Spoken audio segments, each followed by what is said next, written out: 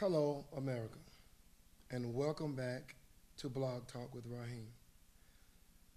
Today, I'm going to be talking from the subject about unprovoked attack.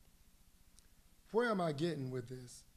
Where I'm getting to is our young folk are losing their damn minds. Losing your minds. You're losing your minds. Some of these young people, you can't help them no matter how hard you try. You can preach to them. You can talk to them. You can pray for them. You can give them all of the accoutrement of life that they need to get to the next level in their becoming an adult. The Gucci, the Prada, you give them all this shit. And how do they repay us as adults, as parents? And I'm going to tell you off the rip, I'm going to use some profanity. Politically correct is not, I don't even give a damn about that right now. It doesn't matter. This is not Rajheem, the character, speaking. This is Richard Williams speaking, the little black boy from Garysburg, North Carolina, that's talking. That I see so many countless people on probation, on parole, in and out of the penal system because they're doing dumb shit. Let me tell you about a story that's unveiling in the news right now in Atlanta. This is in the ABC News, and this just happened last weekend here in Atlanta, good old Atlanta. Bobby Tillman was beaten until bone broken and pierced his heart. According to the county police, Tillman was the innocent victim of a fight between two women and two men on a street nearby a party on Saturday. The argument between the women and the two men escalated until one of the women hit one of the men, according to police. Instead of hitting the woman back, the man said he would not hit a woman, but the next male that came by, the next man that came by, he would hit him. Tillman came walking by, and they beat him and stumped and killed him. The Georgia teenager who was randomly selected for a beating by other teenagers was battered and stumped so badly that one of his bones broke and pierced his heart, according to the coroner's report. Google it. Turn on your news and see what's happening. Every time you turn around, it's somebody, black kid, killing another black kid. You're running around, young men, with your pants sagging off your ass, below your ass crack. You can't read dog shit off a log.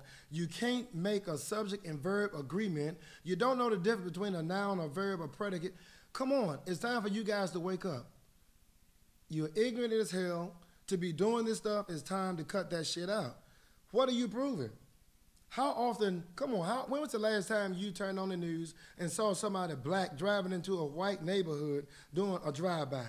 Yeah, you drive your black ass past the white neighborhood into another black neighborhood. You drive by that neighborhood into another black hood and killing your own folk. It's time to wake up. I know I'm not being politically correct, but I'm telling you in a language that you understand. If I have to use profanity and that's what works for you, that's what it is. It's time for us to wake the hell up. You know, you don't vote, you don't go to school, you don't take baths, you don't have no kind of future career line for yourself. Your literacy is messed up. Black men, it's time to wake up. I got an email today talking about some bloods. If you flash your headlights when you're driving, if you meet somebody that's driving down the street with his headlights off after dark, don't flash him to tell him as a courtesy you don't have your lights on. Because if you do, that driver is supposed to turn around, chase that car, and kill everyone inside of the car. Come on. This is America that we're living in. Land of the free, land of the opportunity, home of the brave. Come on. This goes right back to the days of Willie Lynch. What does that mean? Willie Lynch came down to Virginia and told the slave owners how to control their black slaves. Willie Lynch said, if you do this, if you take your strongest male, your strongest black slave male, and beat him to within an inch of his death, then other black men won't respect him, neither will his black woman. And you take your strongest black woman and beat her to within an inch of her death, and she will not trust and respect her black male. her black husband. Instead, she would depend on a white man. Now, I'm not teaching racism here. I'm just telling you what the book say. I'm not good enough to make this up. People, they have taught us how to kill and destroy each other. This shit that's going on with Bobby Tillman by black people, that's some shit that you'd have read about in the 40s, 50s, and 60s about the Ku Klux Klan doing this to African Americans. In fact, if you go back, you can Google this, and you'll see for yourself that the Ku Klux Klan sent out letters in the late 1980s. They sent them out to the historically black colleges and universities, thanking us African American Negroes for killing one another and saving them work that they didn't have to do. It's time for a change. We are doing the dirty work for them. When are we going to wake up? When are we going to reciprocate on the promises that were given by Dr. Martin Luther King, Charles Drew? When are we going to stand on the promises of yesterday's heroes? The countless men and women, black men and black women, and other men and women who are not black, who stood up and lost their lives so that you and I can stand on the promises that they made, that we can be in a country where we can be free to do whatever we want to do, to eat where we want to eat, to go where we want. Imagine if you go to a place and you want to eat and you get your food from the back door. Imagine if you went to a restaurant and they sat down and you sat down and somebody beat your ass because you sat down and you wanted a glass of lemonade and a sandwich. Or they serve you lemonade and a sandwich and they serve that up with an ass whipping, or putting police dogs on you, or shooting fire hose on you. Lest we forget. You see, what it is that most of us have lived too damn good, and we've forgotten. Dr. Martin Luther King said a man's character is not where he stands in his time of comfort and convenience, but where he stands during his time of inconvenience and controversy. It's time for us to stand again on the promises of Rosa Parks, Frederick Douglass, Wilma Rudolph, and the list goes on and on and on. It's time for us to wake the fuck up, get our shit together, and get it right. Young folk, you're going too far. Part of the problem is the government. Parents, you're not in the clear. I'm going to get back to you, but part of the problem is the government.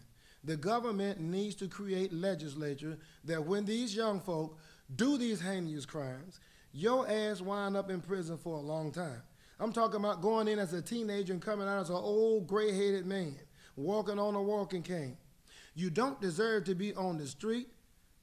You don't deserve to be in school. You don't deserve to be able to go to parties where you can stomp down somebody in the ground. Come on. I remember when I was a kid, you could go to the club, you could go into these parties. Somebody might have fought, but the next day you live to tell about that fight. Come on. Today, we have got to wake up. We have got to wake up. Come on, people. We got to wake up. Black people, the parents, like I said, you're not in the clear. Charity starts at home and it spreads abroad. You have to teach these kids how to be children. You have to go back to teach them respect. Teach them yes, sir, and yes, ma'am, no, sir. It's all yeah, no, whatever. It's whatever. Bump that. Kids don't even use language. LOL, laugh out loud. Kids are not even communicating. That's why they can't communicate, because they're communicating everything as a text. Broken language. And these tools were created for a reason. If you use them the right way, great. But these tools were used for a reason. It is to suppress and to oppress and to keep your ass dumb and on the bottom. Black men, stop waiting for these ministers to be fathers to your children. You don't need no minister to call your child. You don't need your child to call a minister daddy. The reason why children are calling ministers and other people daddy is obviously because daddies are not doing what daddies need to be doing. Daddies, you need to be there. You don't need to have somebody that's calling your son their son. You need to become a father to your son. Deadbeat daddies, wake your asses up, pull your pants up. You shouldn't be around 30, 40 years old with your pants pulled down off your ass. It's time to grow up. It's time to grow up for real.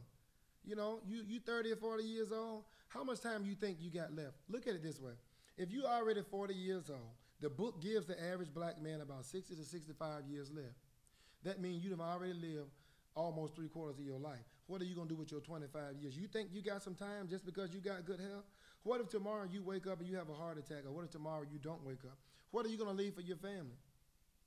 Black men, wake your ass up.